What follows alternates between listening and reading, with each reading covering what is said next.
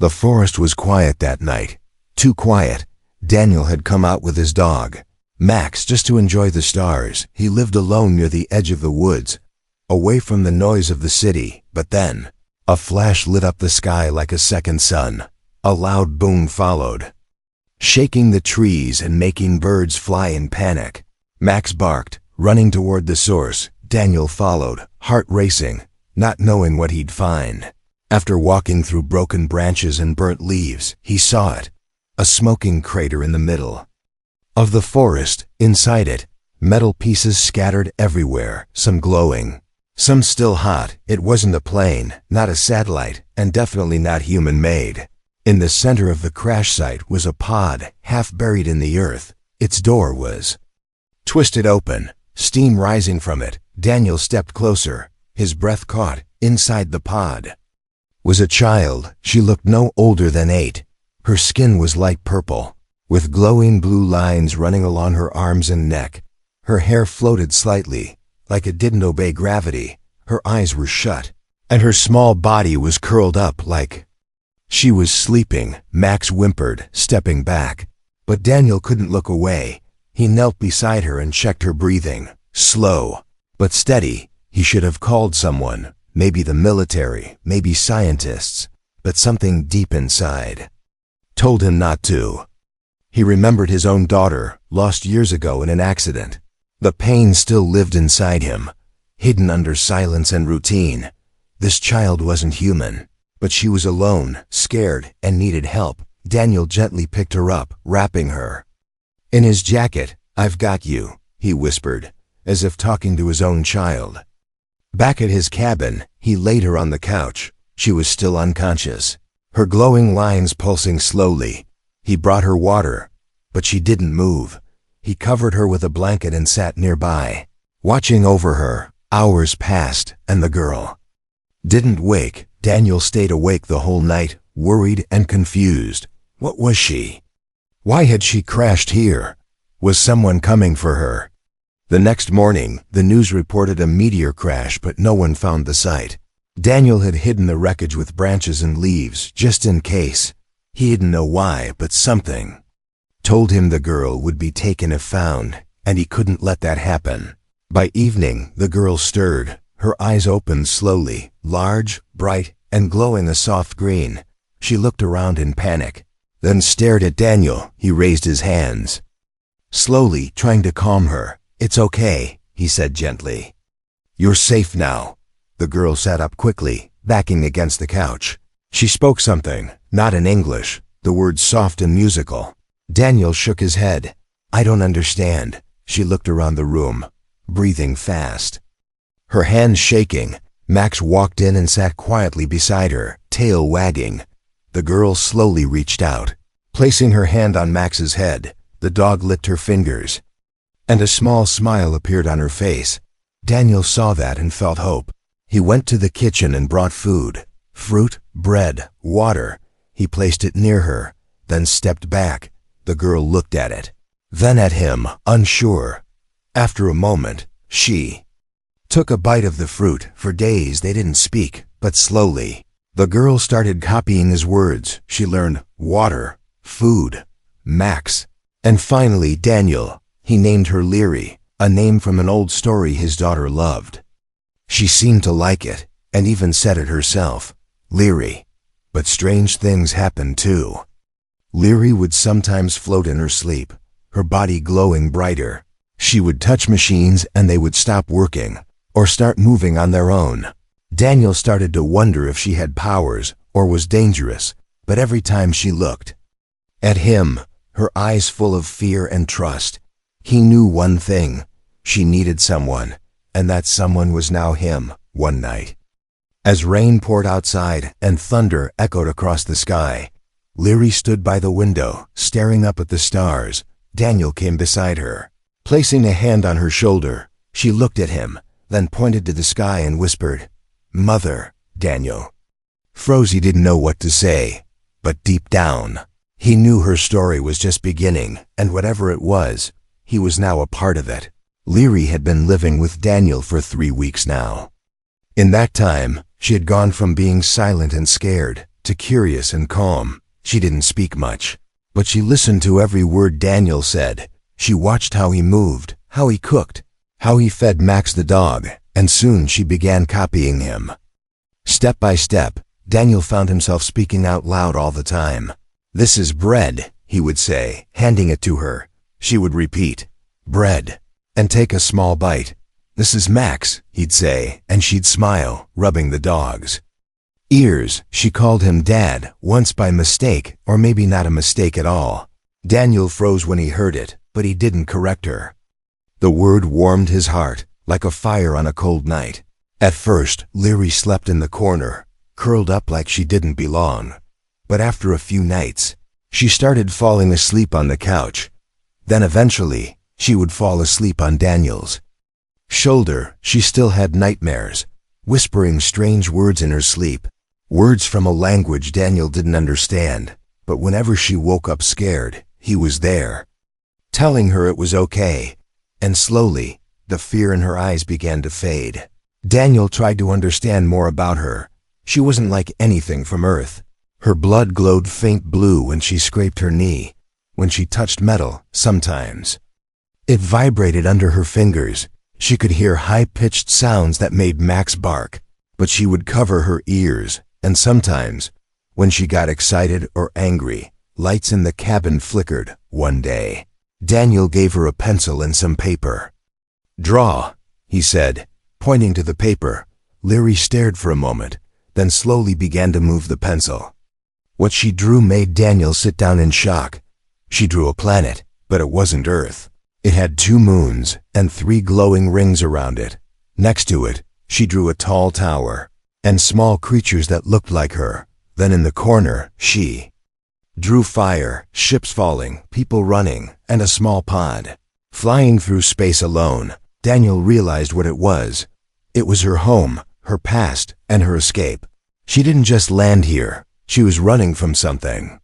Or someone. Leary looked at him with her big green eyes, like she was asking if she had done something wrong. Daniel shook his head and gave her a hug. "No, you're safe now," he said softly. "You're safe here with me." But he couldn't shake the worry. What had destroyed her world? Was someone still looking for her? And if they were, would they come to Earth next? Daniel started being more careful. He built a hidden panel under the floor to store the pieces he had collected from the crash site. He turned off the Wi-Fi, blocked cameras, avoided news channels. He didn't want anyone to track signals or energy coming from Leary. But even with all the caution, he couldn't hide her powers. One night, as he was fixing an old radio, Leary sat beside him, watching. The radio had been broken for years. Daniel tried to show her how wires connected, but nothing worked. Leary touched the metal coil inside, and suddenly, the radio sparked to life. Music poured out, not from Earth, not in any language Daniel knew. It sounded like a song made of stars and wind. Leary smiled, and her body glowed brighter than ever before. Daniel turned it off quickly, worried. "That wasn't normal," he whispered. Leary tilted her head and said softly, "Home." Daniel's chest tightened. Was she remembering something? Or was something trying to find her? Later that night, Leary stood outside the cabin, looking at the sky. Daniel joined her and asked, "Do you miss it?" She didn't answer, but her glowing skin dimmed a little. Daniel sat beside her on the porch and said, "I lost my daughter too." He hadn't spoken those words in years. "I didn't get to say goodbye," he added, voice shaking slightly. "But now, maybe I've been given another chance." Leary reached out and held his hand, her tiny fingers wrapping around his. In that moment, he knew she might not be his by blood, but she was family now. No matter where she came from, no matter who might be searching for her, he would protect her always. But far away, in deep space, a signal pulsed, a soft repeating light blinking through the stars, and somewhere, something answered. Weeks passed, and life in the cabin became quiet again. Leary learned how to make breakfast, how to play catch with Max, and even how to fix small tools with Daniel. But something inside her had started to change. Her glowing lines grew brighter. each day, and her eyes began to flicker with light at night. Daniel noticed it first when the power in the cabin shut off for no reason. It wasn't a storm, and nothing was broken, but the lights kept flickering whenever Leary got upset or scared.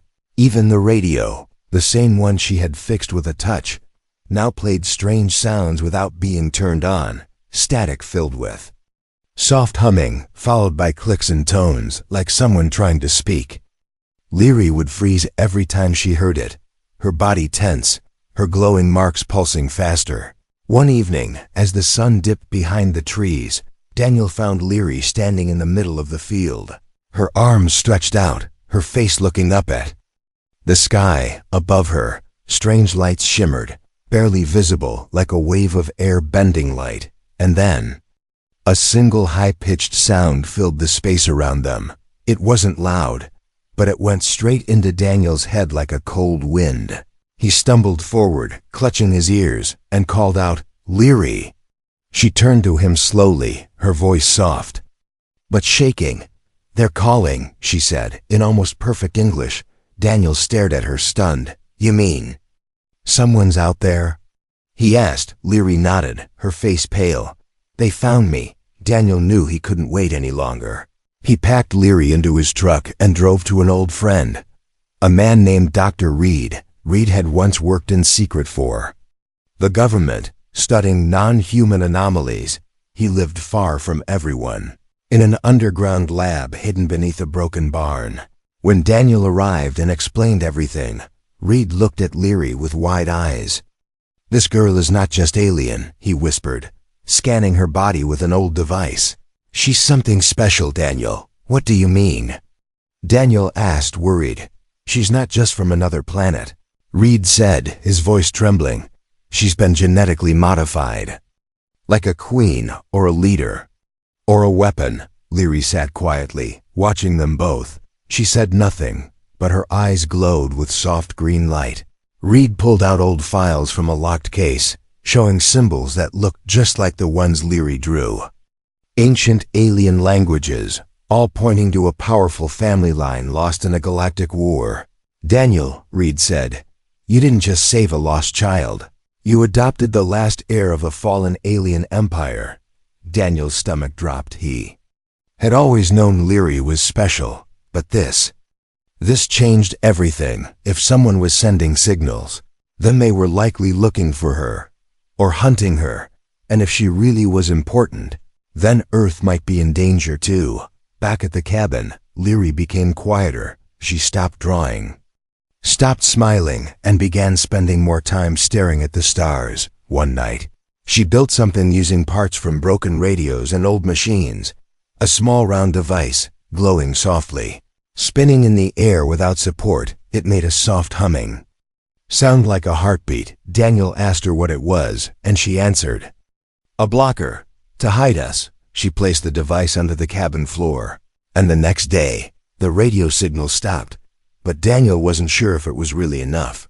3 days later, Daniel saw something in the sky. Not a shooting star, not a satellite. It was still hovering, far above the treetops. It blinked once, then vanished like smoke. He grabbed his binoculars, but it was already gone. He didn't tell Leary, not yet. Later that night, Daniel found her sitting by the fireplace, her small fingers tracing glowing lines across a book page. He sat beside her and said gently, "You think they'll come?" Leary didn't look up. "Yes," she whispered, "but not all want to help." Daniel felt something deep in his chest, fear mixed with love. He had taken her in when she was helpless. Now, he realized she might be the reason the stars were watching Earth again. Still, he didn't regret a single moment. "She's my daughter now," he told himself. "And no matter what comes, I'll protect her." Outside the cabin, far above the clouds, a small object floated in the sky, invisible to human eyes, but not to hers. Inside it, something watched, scanned and calculated, and then it turned away, sending a message back into the stars. "She has been found." It was a cold morning when the knock came. Soft but clear, 3 gentle taps on the wooden door. Daniel froze in the kitchen, a knife in one hand and a piece of toast in the other. Leary looked up from the floor where she was building something with wires and batteries. She said nothing. But her eyes changed color, from green to blue, glowing faintly. Max barked once and ran to the door, his tail low, not wagging. That wasn't normal.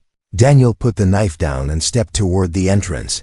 He opened the door slowly, hand on the hidden stun rod he kept behind the wall. What he saw made him forget to breathe. A woman stood there, tall and still. Her skin was pale violet, smooth like polished stone. Her hair floated as if underwater, long and silver like moonlight. Her eyes were just like Leary's, glowing. Deep, ancient. She wore a cloak made of soft metal that shimmered with every movement. "Daniel," she said, her voice calm but powerful. "I've come for my daughter." Daniel's grip tightened on the stun rod. Leary peeked from behind him. And when she saw the woman, she gasped, "Mother!" She whispered, barely louder than a breath. Daniel looked between them, unsure. "You're her mother?" he asked, trying to keep his voice steady. "Yes," the woman said. "My name is Soraya, and I have crossed galaxies to find her." Leary took a step forward, then another, but stopped before reaching her. She looked unsure, her fingers twitching, her eyes flickering with light. Soraya knelt and held out her hands, saying something in the alien language Leary often spoke in her sleep, but Leary didn't run into her arms. Instead, she turned and looked at Daniel, confused and scared. "Safe?" she asked, voice shaking. Daniel knelt beside her, placing a hand on her shoulder. "Yes," he said gently. "You're safe." Soraya stood slowly and stepped back, giving them space. "I don't want to take her by force," she said. "I only wish to stay, to talk, to explain." Daniel hesitated, then stepped aside, letting her in. But his eyes never left her, not for a second. Inside, Soraya sat on the floor across from Leary. They spoke in whispers, using the same musical language Daniel couldn't understand.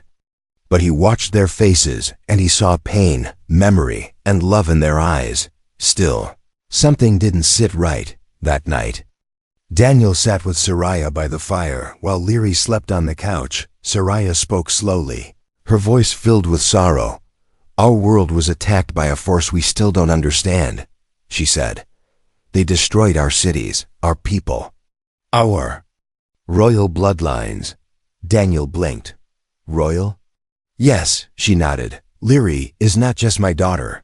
She is heir to the Alaran throne." Daniel stared at the sleeping girl. "She doesn't even remember who she is," he whispered. Soraya looked at him, eyes soft. "Because she was too young, and because I sent her away to save her," she continued. "I hid her in a pod, launched it far from danger, hoping someone kind would find her. And you did, Daniel." Daniel felt a lump in his throat. "You want to take her back," he said quietly. Soraya shook her head slowly. "Not yet," she said. "It's not safe out there. Not even for me." "I was followed." Daniel stood up sharply. "What?" "They know she's alive," Soraya said. "But they don't know where. Not yet. If I leave now, they might not find her." Daniel's heart pounded. "You're saying you want to stay here?" Soraya nodded. "Just for a while, until I can lead them away. I will not put your planet in danger." That night, Daniel barely slept. He watched Soraya from the corner of his eye. She sat still near the window, staring at the stars, whispering words into a glowing device. He didn't understand the language, but he knew one thing. She wasn't telling him everything. The next morning, Leary seemed happy. She held Soraya's hand and asked questions in broken English. But she also looked at Daniel constantly, like she was checking if he was still there. That made Daniel smile. She still needed him. She still loved him. Later that day, Daniel went to check Soraya's small ship hidden behind the trees. It was damaged, but not dead.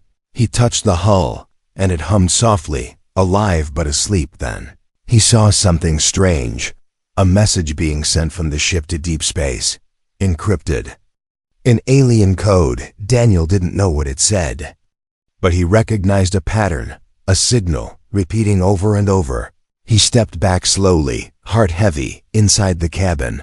Soraya watched him through the window, her face calm, but her eyes. Calculating, Leary stood between them, unaware of the storm. Rising, she had no idea what choices were being made, but soon everything would change. Days passed, but Daniel couldn't rest. Soraya smiled when Leary hugged her, laughed when she asked questions, and helped clean the cabin like she belonged. But behind those calm eyes, Daniel felt something hidden, a layer of cold calculation. Like someone always thinking 10 steps ahead. He tried not to judge her too quickly, but the signal he saw on her ship never left his mind. Each night, Daniel stayed up longer than usual. Soraya often sat outside, staring into the stars, whispering softly into her wrist device. Daniel noticed the way she paused when he entered the room, or how she quickly shut off her comms when Leary got close. He wanted to believe she was only protecting her daughter, but something didn't add up. Leary, however, was different. Since Soraya arrived, she had grown quieter. She still played with Max, still sat close to Daniel when they watched the fire, but her mind seemed to wander more, like she was being pulled in 2 directions. At night she would draw again, planets, starships, towers of light, and symbols Daniel had never seen before. One evening, she held up a drawing and said softly, "That's home." Daniel sat beside her, looking at the picture. "It's beautiful," he said. "Do you miss it?" Leary didn't answer. Instead, she whispered, "Mother says I must return when I'm strong." Daniel felt something twist in his chest. "And do you want to go?" Leary looked down. "I don't know." The next morning, while Soraya took Leary for a walk in the woods, Daniel went to her ship again. He carefully opened the side panel using tools from his garage. The ship hummed with quiet energy, awake but silent. Inside, he found a screen showing a star map, zoomed far beyond Earth, but what caught his eye wasn't the map, it was the message logs. Dozens of outgoing transmissions, encrypted, hidden, all sent within the past few days. Daniel didn't understand the alien symbols, but one phrase appeared again and again. Phase 1 complete. He took a photo of the screen with his phone. Just before the screen went black on its own, the ship had locked him out. When Soraya returned with Leary, Daniel acted normal. He didn't ask questions. Not yet. But that night, he confronted her. "I saw the messages," he said quietly, standing between her and the fire. "I know you've been sending signals." Soraya didn't deny it. "I had to," she said calmly. "There are others who need to know Leary is safe." "Who exactly?" Daniel asked, eyes narrowing. "Rebels," she answered. "Survivors of our people. They're trying to rebuild what was destroyed." Daniel shook his head. "And you didn't think telling me was important?" Soraya stepped closer. "I'm trying to protect her," she said. "And you? From what?" Daniel demanded. "From the ones who destroyed our world," she said, her voice hard now. "They're coming here." Daniel froze. "They found Earth?" "Not yet," Soraya replied. "But they're close, and they know I survived. If they find me, they'll find Leary." He took a deep breath. "So you're using Earth as a shield?" Soraya didn't answer. That silence said everything. Leary walked in at that moment, holding a small crystal glowing in her hands. She looked at Daniel, then at Soraya, sensing the tension. "What's wrong?" she asked softly. Daniel forced a smile. "Nothing, sweetheart. We're just talking." That night, Leary couldn't sleep. She stood by Daniel's bed and whispered, "Are you mad at Mother?" Daniel sat up and shook his head. "I'm just confused," he said. "I want what's best for you." Leary looked at the stars through the window. "Mother wants me to be queen," she said. "But I just want to stay." Daniel smiled sadly. "You don't have to be anything but you," he said, holding her hand. But far above Earth, a ship moved through deep space, silent, sharp and dark like a knife inside it. Machines pulsed and red lights blinked. A single word echoed through the ship's systems: Target identified. Back on Earth, Soraya stood alone in the woods. She tapped her wrist device and whispered into the air. "They're close, we must accelerate the plan." From the shadows, a flicker of light moved. A hidden scout drone, watching her every move. Daniel didn't know yet. But war was coming, and soon, he'd have to make a choice. Trust the alien mother who once abandoned her child, or protect the world that had no idea it was being watched. The days that followed were quiet, but Daniel could feel the storm coming. Leary laughed less. Soraya spoke more in whispers, and the woods around the cabin felt heavier, as if holding its breath. Daniel spent more time watching the sky. Not for stars, but for ships. He knew something was out there, and it was getting closer. One morning, Leary stood at the edge of the trees, watching the sunrise. Daniel joined her, offering a warm drink. She took it with a small smile, but her eyes stayed on the sky. "They're coming, aren't they?" she asked softly. Daniel didn't lie. "Yes," he said, "and they're not coming in peace." Leary nodded slowly. "I feel it," she whispered, placing her hand on her chest. "It's like a pull inside me." That same afternoon, Soraya called a meeting inside the cabin. The fire was lit, and the room glowed with soft orange light. Soraya stood tall, her voice calm but strong. "They will arrive in less than 3 days," she said. "They will scan for energy, life, and anything unnatural. If they find Leary, they'll take her and destroy this place." Daniel looked at Leary, who sat quietly beside Max, her glowing fingers twisting around a wire. "What do we do?" he asked. Soraya stepped forward and opened a hologram in the air. It showed a hidden rebel base far away in another system. "They're waiting for us," she said. "If we can reach them, we can protect Leary, teach her, and prepare her to fight." Leary's eyes widened. "Fight?" she whispered. "Yes," Soraya said gently. "You were born to lead, to defend your people, to bring them back." Daniel stood slowly. "She's just a child," he said. "She didn't ask for this war, this crown, this burden. She just wants to live." Soraya's face didn't change. "She doesn't have a choice," she said. "None of us do." Silence filled the room, broken only by the crackling of the fire. Leary looked between them, her hands shaking. "Do I have to leave?" she asked Daniel, her voice barely a whisper. Daniel knelt beside her, tears building in his eyes. "I want you to stay," he said, "but I will never stop you from doing what you feel is right. You're my daughter. No matter where you go." Soraya watched quietly, her expression unreadable.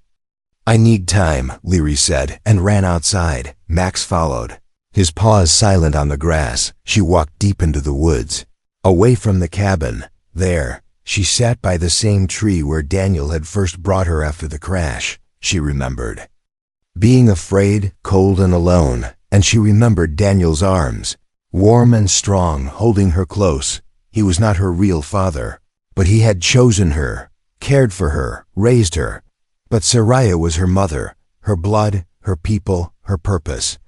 Was she really meant to be a queen? Or just a scared girl in someone else's story?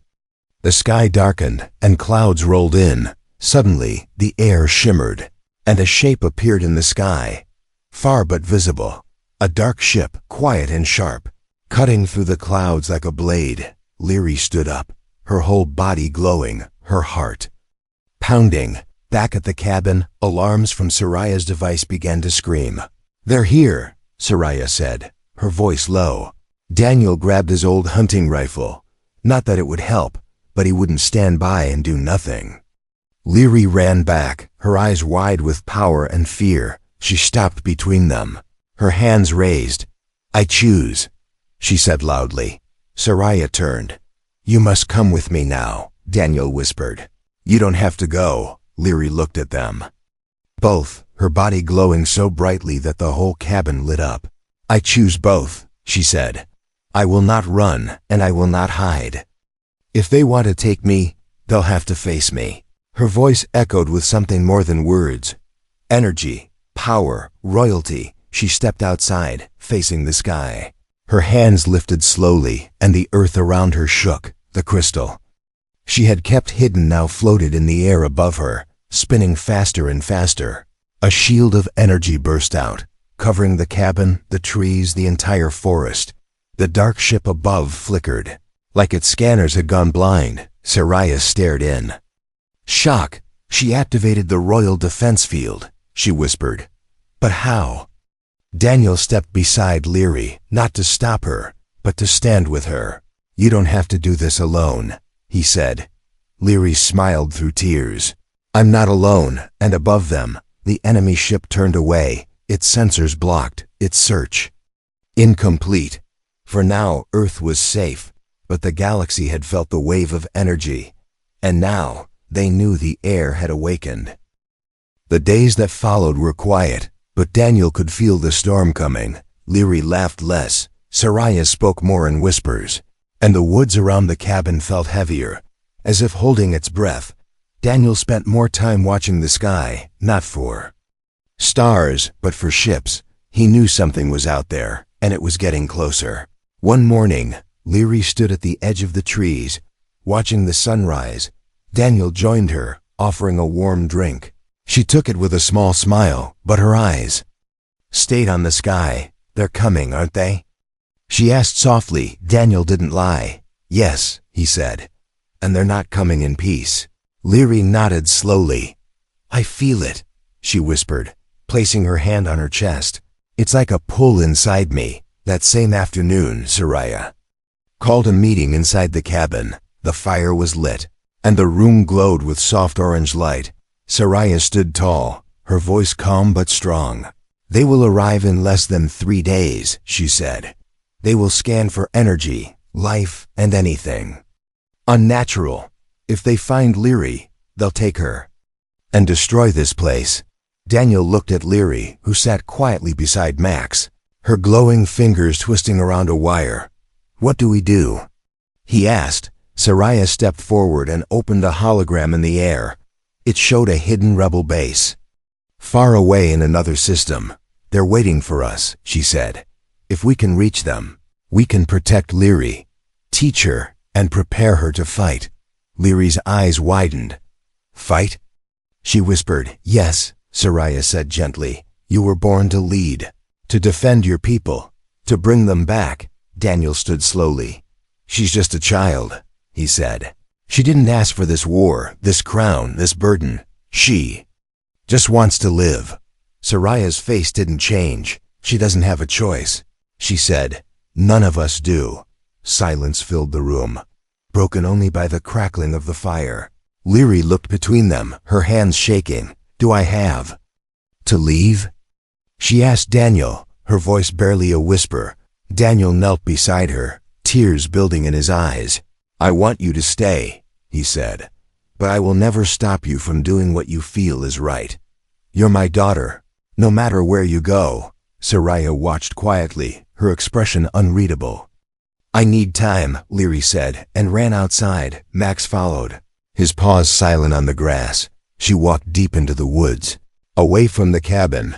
There, she sat by the same tree where Daniel had first brought her after the crash. She remembered being afraid, cold, and alone, and she remembered Daniel's arms, warm and strong, holding her close. He was not her real father, but he had chosen her, cared for her, raised her.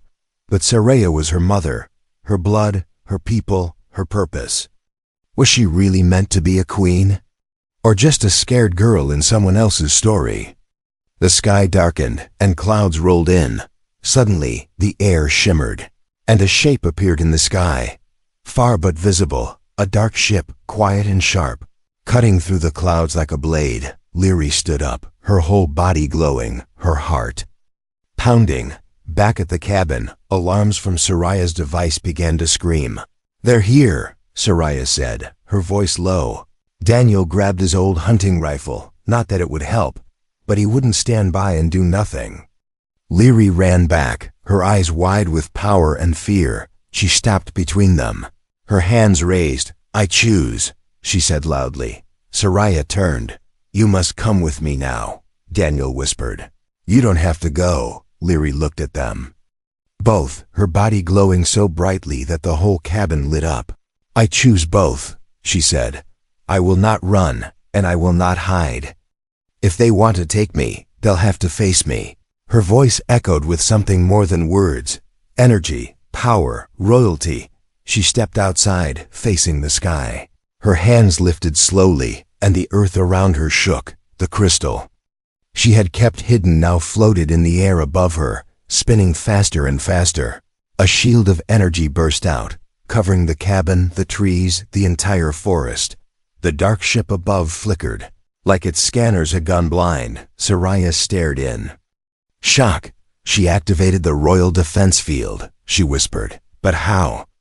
Daniel stepped beside Leary, not to stop her, but to stand with her. "You don't have to do this alone," he said. Leary smiled through tears. "I'm not alone," and above them, the enemy ship turned away, its sensors blocked, its search incomplete. For now, Earth was safe, but the galaxy had felt the wave of energy, and now they knew the air had awakened.